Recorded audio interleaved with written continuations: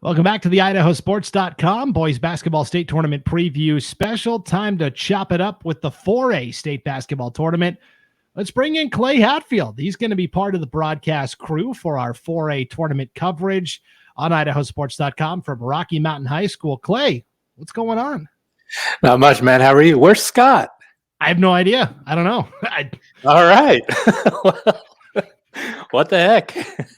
Yeah, we'll see if we can get Scotty in here. Oh, yeah, here he is. Scott, you're a little late to the party. Well, you know what? I have been sitting here watching the whole thing, but I forgot to enter the studio. Nice of you to join us, Scott. That's funny.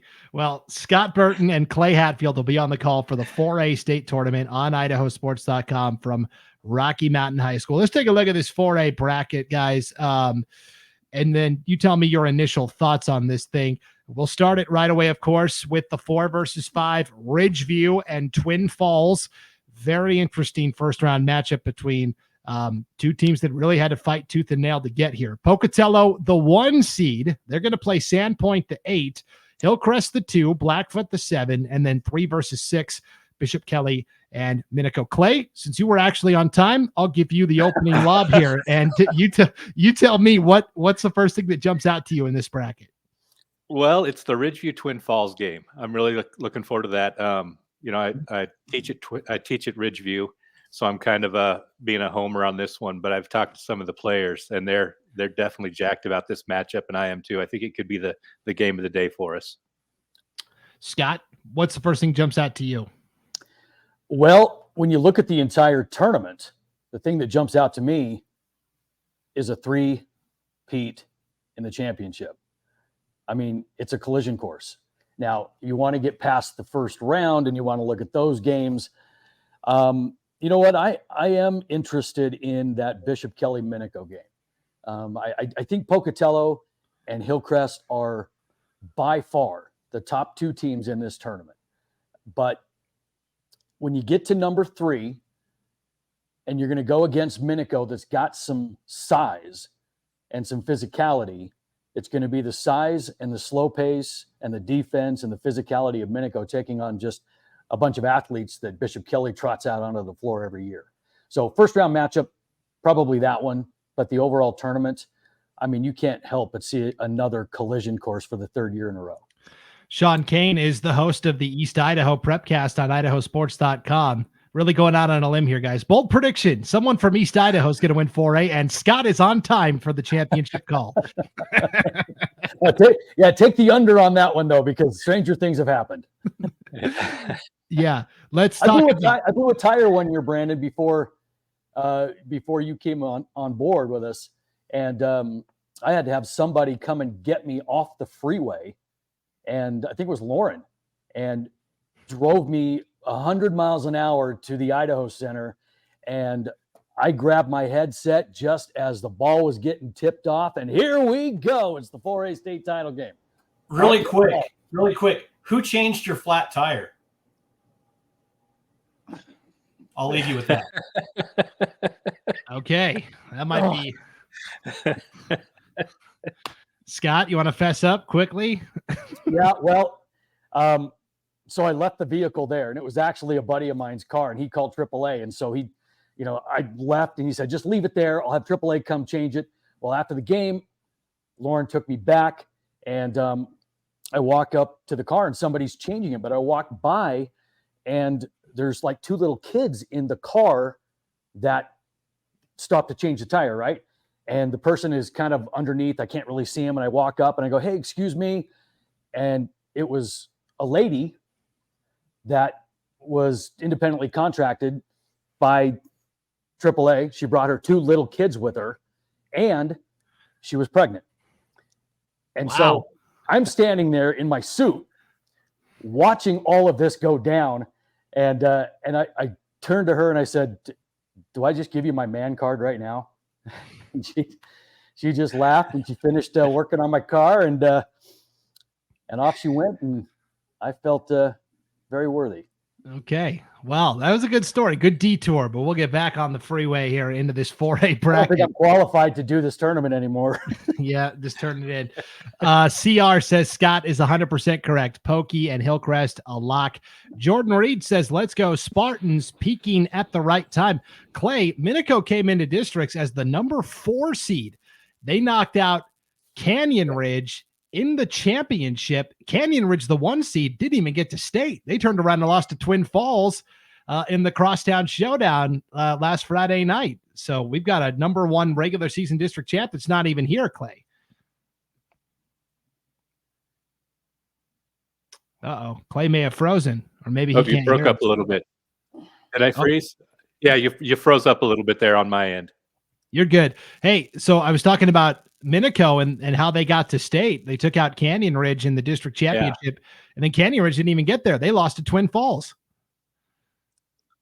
Yeah, and I got to see Canyon Ridge earlier this year play against Ridgeview, and I thought Canyon Ridge had that conference locked up for sure. And to see them fall to a 4 seed, and that was something else. And then, like you said, then to have to go into that consolation game against Twin Falls and not even make it out of that. That's got to be a disappointing end to that to a great season for Canyon Ridge. But Minico, Twin Falls did what they had to do to get to the tournament, and they're here. I guess if you're Minico, you pop that collar up, because the last time Minico won 2 district titles in a row was the late 80s. So they're partying like it's the late 80s over there in Rupert. Scott, here's a comment from Carly, from a diehard Pocatello alumni fan and coach.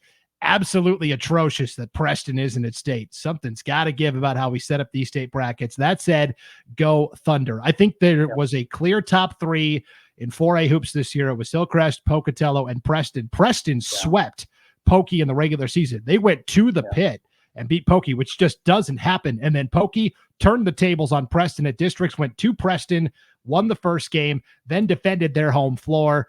And we knew this was coming to a head. A really good team was going to be left out this year. Oh, yeah. You know what? Preston was 1, 2, and 3 all year. And when you ask something, and I thought about this today, when you ask what jumps out at me, it's the lack of Preston. For the second year in a row, they are sitting home as one of the best teams in the tournament. And if you want to get somehow the best teams there, you got to figure this out, because right now that particular conference is a flagship cry for an expanded tournament or something to change, because it is, really, it's an injustice that Preston is sitting home when they are one of the top 2 or 3 teams in the state, without a doubt. And I agree with our listener. They should be there somehow. Yep. And Joel says expand the tournament. Scott, I will point out, you're a 4A athletic director. Clay, you work at a 4A school as well in Ridgeview. 4A is the only classification that didn't have any play-in games to state this year. That's second year in a row they've done that. Yeah. Yeah. Well, I think if you look at kind of that particular situation, it begs for one.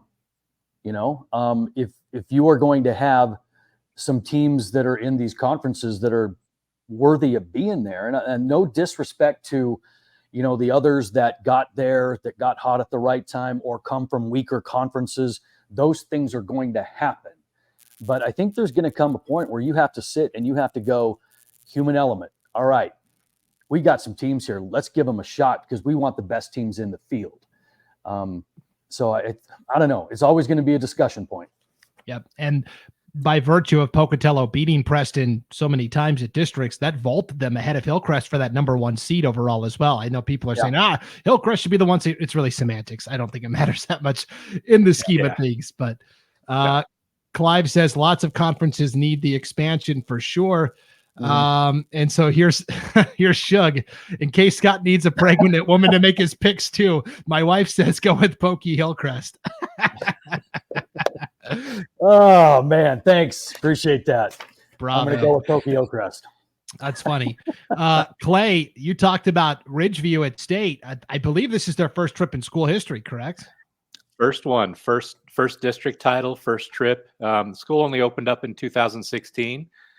Next year they're moving up to 6A. So this could be their one shot at doing something at state for quite a while to come.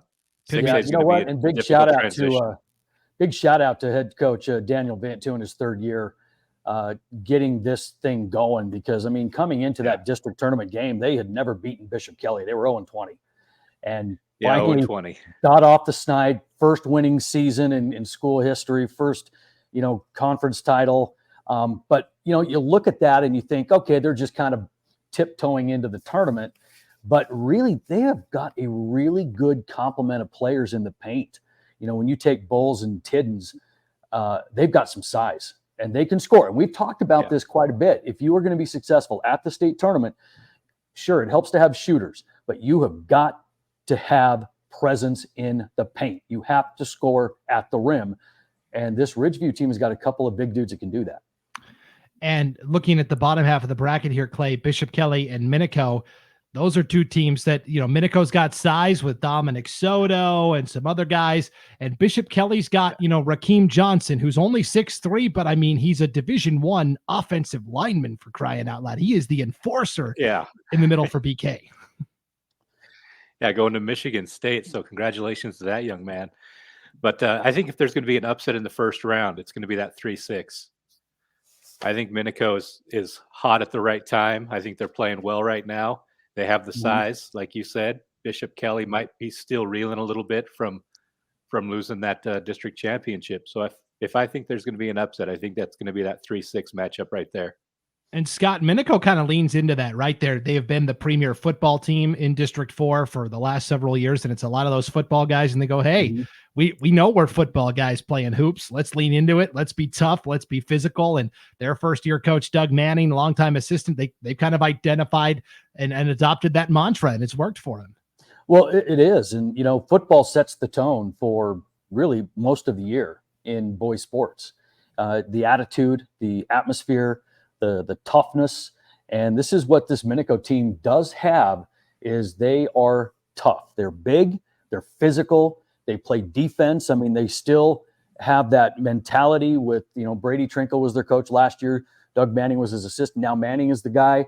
And it's really just kind of more getting used to each other, but that physicality is there for Minico. And once they kind of got rolling and gelling, they got it figured out, and they've got a couple of pieces on the guard line that can really help them out. I mean, Riker Stimson can flat out shoot the ball and get it done, and he can get hot at any time. And you factor in, a couple of the Waymans in there as well. They've got a decent guard line, but they're going to need Soto inside to make a difference, at the rim, not just being a rim protector defensively, but he's going to have to score some points as well. And then the other thing that Minico is going to have to be careful of is they're not very deep on the guard line. If they get themselves into a little bit of foul trouble or whatever the case is on the guard line, there's not a whole lot of people lined up, next man up on that guard line for Minico. But you're right, Clay. They come in playing as well as anybody, being the 4th seed out of this conference, and then just all of a sudden catching fire, lightning in a bottle, and boom, they're district champs. Yeah, and Bishop Kelly has guards out the wazoo, right? Cooper Kamen and Mason Subo Moret, and just all these guys. And they did go 18-5 this year. That's nothing to sneeze at either. Courtney says she's with you, Clay. 3 over the 6. Now she says she might be biased. She's got 2 sons starting for Minico, Carson and Nate Wayman. So yeah. And those are a couple of guys that can really do some damage, for Minico. I mean, they're some good players. Yep, for sure. And how about this, guys? Coach Daniel Vint from Ridgeview in the chat. Go Warhawks. Appreciate the coverage. Thanks a lot, Coach Vint. We appreciate it. Okay, guys, let's take a look at our 4A players to watch. We picked one guy from each team just as a starting point of conversation here. And I want to pick your brains on who you're most excited to see this weekend. But here's what we got for the list. Rakeem Johnson from Bishop Kelly, we mentioned. Colby Bodkin from Blackfoot. We haven't really talked about Blackfoot and Sandpoint. They come in as the 7 and 8 seeds, really playing with nothing to lose. Isaac Davis from Hillcrest, of course. I feel like he's been at state for like 20 years now. He's been there since his freshman year. He's finally a senior. Riker Stimson from Minico. Julian Bowie from Pocatello, the Boise State commit. Tucker Tiddens from Ridgeview. Parker Childs from Sandpoint. He's a coach's kid. Brian Childs, the head coach there. And then Jared Mix from Twin Falls. Clay, who's one guy you're really excited to watch at this tournament? I'm excited to see Tucker Tiddens from Ridgeview. Not just because I'm a Ridgeview guy. Homer. But I think I know. But I think if he can put Ridgeview on his shoulders, they could be the dark horse of this tournament. Okay. Scott, you got a guy you're looking forward to seeing? You know what? gosh, dang it, I got to go with Mr. Obvious, and that's going to be Isaac Davis, followed by Julian Bowie.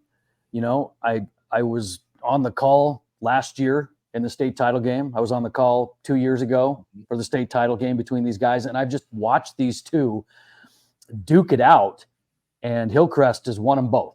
And when they won 2 years ago, we all looked at each other and just said, this is going to be the same game next year and maybe the next year. And boy, we were absolutely right, because it's centered around Isaac Davis and Julian Bowie. And here we are. Davis, arguably one of the best big men in the state. I mean, he's headed to BYU to play. And I mean, he doesn't score a ton, but he does so many other things. I mean, he's 6'7". His court vision and IQ are off the charts. He passes well at, I mean, probably the best passing big man in the tournament. And then you get a guy like Julian Bowie, and we watched him single-handedly put his team on his back and just start bombing away. I mean, Boise State got him for a reason, you know. So when you look at those players, I'm really looking at those two in the title game. And gosh, and I'm not dismissing anybody else, but I mean, it's hard to ignore that. And Tiddens was another guy I had my eye on too, because I'm really interested to see kind of how that size plays a part in this tournament, because size in the paint matters. And along those lines, I think the most important guy in this whole tournament is Gage Ontiveros for Pocatello. He's 6'10". He started his career at Burley, moved to Pokey last year.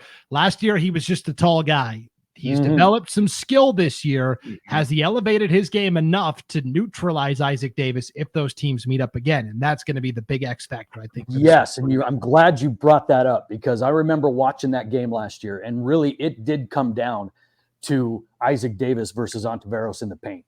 And Davis was just a man-child. I mean, just physically stronger and just had his way. Ontiveros was tall, but he didn't have the stature to stand up to a guy like Davis. But I think this year he's gotten better. You know, I mean, he was able to really play a part offensively for Pocatello. In fact, I mean, he dumped 30 versus Highland this year, and he's a guy that can carry them at times. And so he has gotten better, and that matchup right there, if it happens, is going to be really a fun one to watch. Yep. Shout out to Ike Sutton from Hillcrest too. Fast and really the commander of the team. That's from Joel, who did a couple of Hillcrest games for us this year on IdahoSports.com. So he would know for sure. All right. It's going to be a really fun 4A tournament. Rocky Mountain High School, the site. Scott Burton, Clay Hatfield. Looking forward to your coverage on IdahoSports.com. Thanks for stopping by to break down the 4A brackets. All right. Thanks for having us out. All right. Appreciate it. Okay, we'll take one final break and come back with the 5A state tournament breakdown right after this break. You're watching the 2024 Idaho High School Boys Basketball State Tournament Preview Special on IdahoSports.com.